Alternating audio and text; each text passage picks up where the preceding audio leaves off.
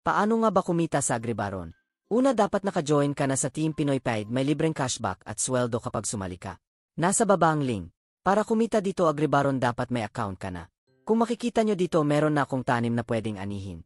Ang mga tanim na ito ay pwede akong makakuha ng gold coins and diamonds.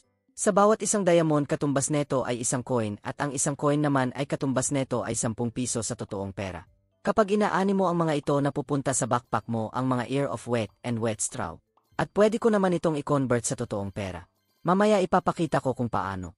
Ngayong naani mo na ang lahat, pumunta ka sa backpack mo.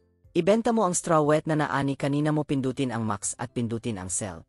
Sa ear of wet naman ay ganon din, pindutin ang go to processing para mapalitan ng gold coins. Pindutin mo ulit ang max para mapalitan lahat at pindutin ang processing. Ngayon ay may diamond ka na. Mamaya papakita ko kung paano maging gold coins ang diamonds mo. Pwede ka na magtanim ulit.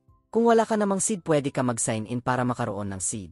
Kapag nakumpleto mo ang attendance dito makakakuha ka ng libreng manok. Marami pang ways para kumita sa larong ito bukod sa pagdatanim. Pwede ka mag-alaga ng manok at iba't ibang uri ng livestock animals.